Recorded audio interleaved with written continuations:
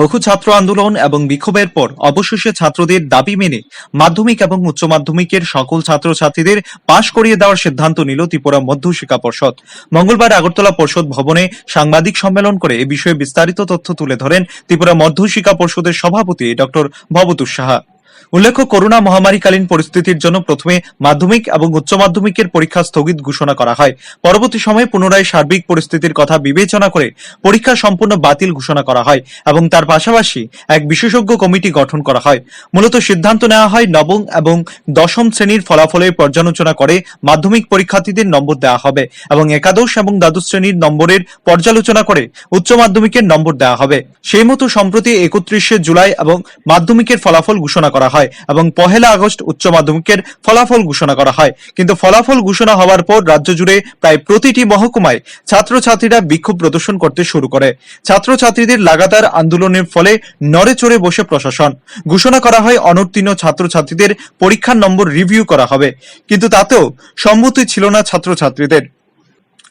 মূলত ছাত্রছাত্রীদের বক্তব্য, যেহেতু তারা পরীক্ষায় অংশগ্রহণ করেনি তাই তাদের বিনা শর্তে ন্যূনতম নম্বরের মাধ্যমে পাশ করিয়ে দিতে হবে।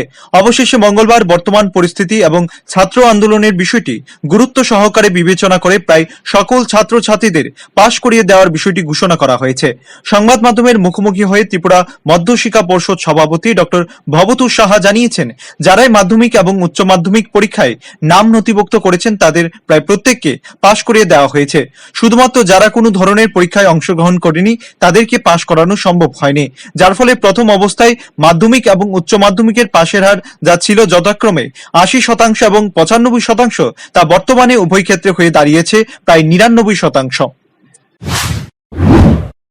আপনারা জানেন যে আমরা এবছর মাধ্যমিক এবং উচ্চ মাধ্যমিকের পরীক্ষার ফলাফল পরীক্ষা কিন্তু হয়নি, কিন্তু তথাপি ছাত্রদের আগের পারফরমেন্স, যেমন মাধ্যমিকের জন্য ক্লাস 9 এবং 10-এর পারফরমেন্স, আর 12-এর জন্য মাধ্যমিক 11 এবং 12-এর পারফরমেন্সের ভিত্তিতে আমরা এই ফলাফল প্রকাশ করেছি।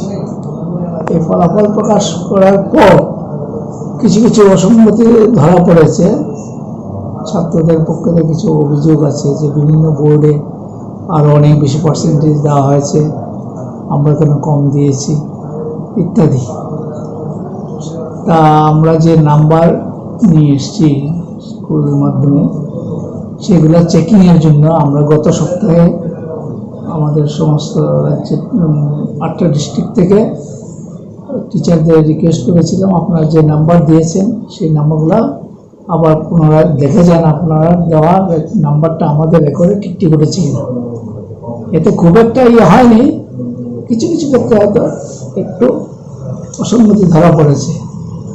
এছাড়া যে সমস্ত শিক্ষক মহাশয়রা এসছেন এবং মাঝে ইনবিটুইন কিছু কিছু স্কুল থেকে রিপ্রেজেন্টেশন এসছে, ভার্বেলি, রিটেন, কোনো কোনো স্কুল থেকে এসএমসি মেম্বাররাও এসছেন, এসে ছাত্র সন্তোষতা বলেছেন এবং কিছু ছাত্র সন্তোষ হয়েছে। আপনারা জানেন যে বিভিন্ন জায়গায় ছাত্র সন্তোষ হয়েছে।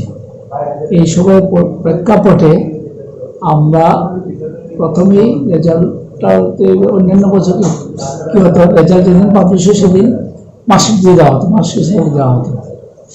এবার যেহেতু পরীক্ষা হয়নি, কাজের একটু স্রোতগতি ছিল, আমরা শুধু রেজাল্টটা ওইভাবে দিয়েছিলাম, মার্কশিটটা দেওয়া হয়নি।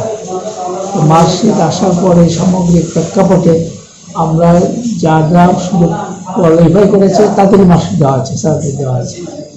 বাকি কেসগুলো আমরা রিভিউ করেছি, মাস্টারমশাইদের রেকর্ড দেখে আর আমাদের রেকর্ড মিলিয়ে সেসব রিভিউ করা হয়েছে এবং সমস্ত ঘটনা পর্যালোচনা করে উচ্চ সরকার এবারে করোনা আবহাওয়ার জন্য সিম্পেথেটিক দৃষ্টিভঙ্গি নিয়েছেন এবং অ্যাজ মেনি পসিবল সবাইকে প্রায় পাশ করিয়ে দেওয়া হয়েছে মিনিমাম নাম্বার দিয়ে। অন্যদিকে পর্ষদের পক্ষ থেকে এই ঘোষণা হবার পর অনুত্তীর্ণ ছাত্রছাত্রীদের মধ্যে স্বাভাবিকভাবে খুশির হাওয়া বিরাজ করছে। Bureau report, rising Tripura.